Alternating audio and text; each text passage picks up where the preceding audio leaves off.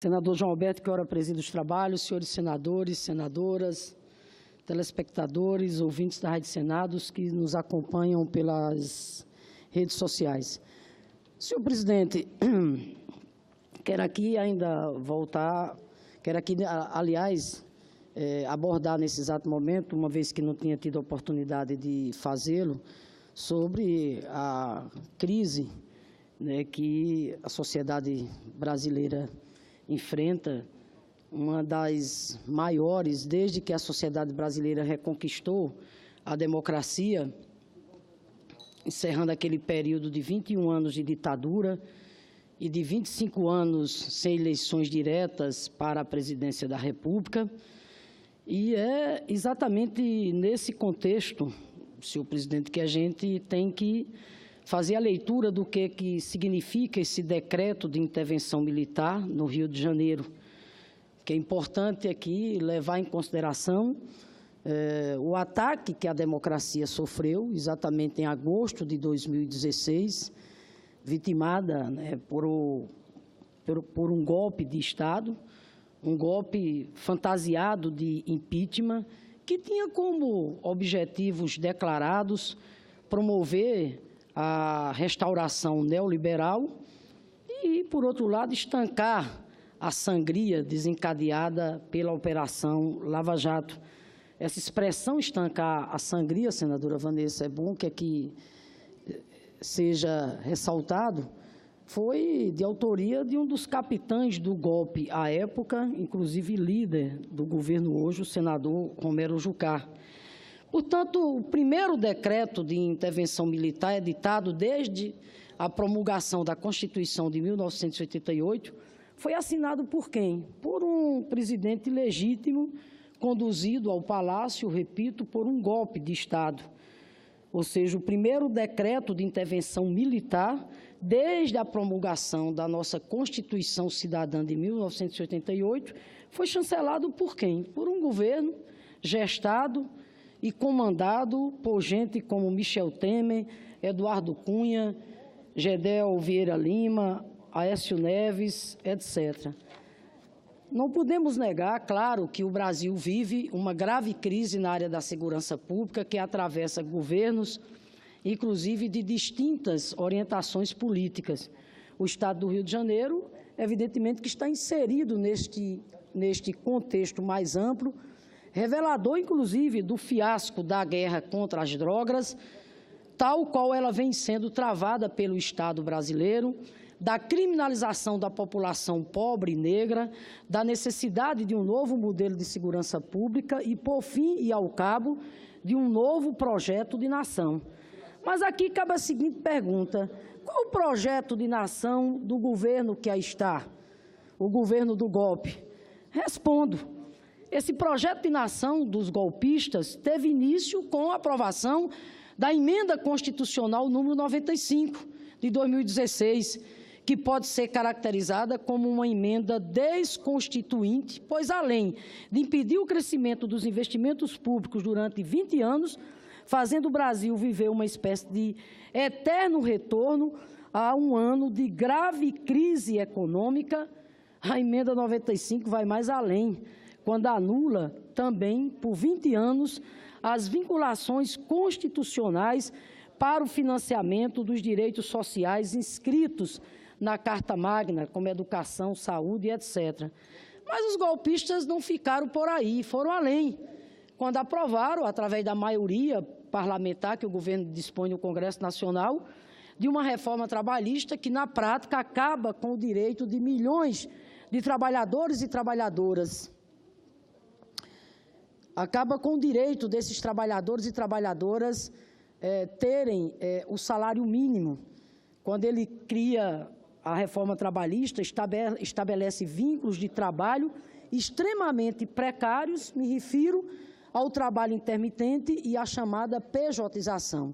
Mas, como se não fosse suficiente ainda, o que é que o governo do golpe fez? Interditar um processo promissor de fortalecimento da indústria nacional através da política de conteúdo local, atentando contra a soberania nacional e ampliando o desemprego. Modificar o marco regulatório do pré-sal, abrindo caminho para a entrega do pré-sal às multinacionais do petróleo, que receberam benesses, os chamados benefícios tributários da ordem de 1 trilhão. Eu poderia aqui citar ainda também outros retrocessos, aliás, inúmeros retrocessos que esse governo golpista tem imposto ao povo brasileiro. Mas quero destacar aqui a PEC 287, a PEC que reformula a Previdência Social, que, se fosse aprovada, na prática, iria eliminar o direito a uma aposentadoria digna e justa após uma vida de trabalho de milhões de trabalhadores brasileiros. Aliás, votação da reforma da Previdência é essa que estava prevista para esta semana passada, o Carnaval, que, como já foi dito aqui, vale ressaltar, foi marcado pela rejeição a este governo, que consegue ser o governo mais rejeitado pela população brasileira desde o fim da ditadura militar. Mas é evidente que o governo, diante da ausência de votos para aprovar a draconiana reforma previdenciária, e aqui vale ressaltar a resistência, a capacidade de luta dos trabalhadores e trabalhadoras do Brasil, que, através das suas entidades, dos movimentos organizados, desenvolveram uma bela resistência e que teve eco, sim, quando fez com que o governo, a despeito de ter colocado o Palácio do Planalto à venda, mas não conseguiu os votos necessários, pelo menos nesse momento, para enfiar a goela abaixo as modificações, né, no sistema de previdência do Brasil, repito, né, que tantos prejuízos causaria à maioria dos trabalhadores e trabalhadoras do nosso país, principalmente aos trabalhadores mais simples. Então, o que o governo faz diante dessa tamanha desaprovação popular,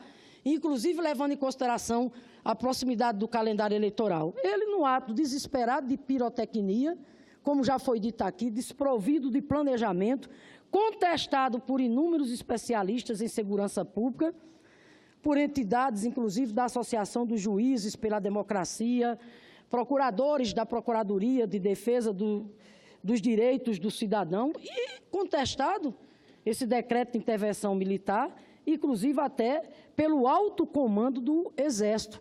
Ou seja, o decreto de intervenção militar lá no Rio de Janeiro, como já foi dito aqui, é um decreto midiático que ameaça os direitos humanos e a vida de centenas de milhares de cidadãos e cidadãs inocentes. Uma medida de exceção que aprofunda a crise do Estado Democrático de Direito, iniciada com o impeachment fraudulento, e desvirtua o papel das Forças Armadas, treinada para proteger nossas fronteiras e para combater ameaças externas, incluindo o tráfico internacional de drogas e de armas. Eu quero aqui, senhor presidente, inclusive também acrescentar que é evidente que esse problema da violência, né, não é um problema de natureza regional, localizado apenas no Rio de Janeiro. É um problema que explode em todo o país. O meu estado, o Rio Grande do Norte, enfrenta também graves problemas nessa área de segurança pública. Para se ter uma ideia, de acordo com dados do Anuário da Violência Potiguar, elaborado por respeitados pesquisadores, que constitui o Observatório da Violência no Rio Grande do Norte, órgão esse vinculado à Universidade Federal Rural do Semiárido, nós chegamos no Rio Grande do Norte, no final de 2017, com 2.408 mortes oriundas de condutas violentas letais internacionais, 20% a mais que no ano de 2016, e esse com 19% a mais que no ano de 2015. Nós acumulamos no Rio Grande do Norte, em 3 anos, mais de 6.000 homicídios. Volto aqui a repetir, em 3 anos, o Rio Grande do Norte já vai com mais de 6.000 homicídios. Em 2017, o Rio Grande do Norte, infelizmente, atingiu a marca de quase 7 homicídios por dia.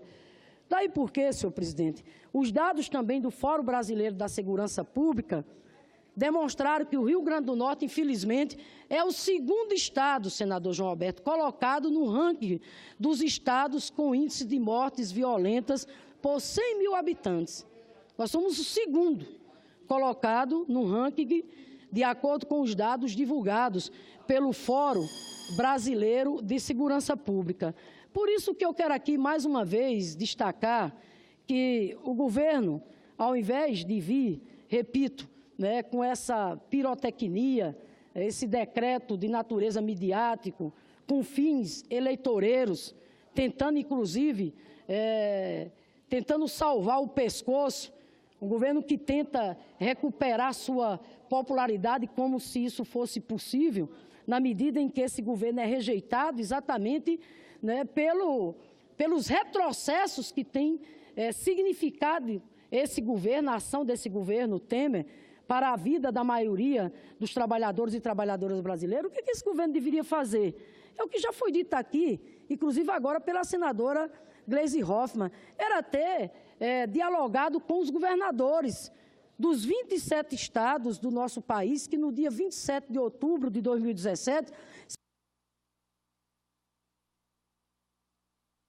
outro esse, inclusive, que contou, senador João Alberto, com a presença de autoridades do governo, de ministros e etc. E lá, os governadores apresentavam propostas concretas, dentre elas, por exemplo, uma união de esforços em defesa da vida e da integridade física da população brasileira, propondo a implementação de um Sistema Nacional de Segurança Pública, um plano nacional integrado entre governo federal e estados para a segurança pública, uma força-tarefa integrada contra a fragilidade das fronteiras para combater o narcotráfico e o tráfico de armas e munições, ou seja, a integração das atividades de inteligência e de informações dos governos estaduais e federal, ampliação progressiva da presença das Forças Armadas nas fronteiras amazônicas do Centro-Oeste e do Sul, inclusive por meio do uso de tecnologia em sistemas de monitoramento.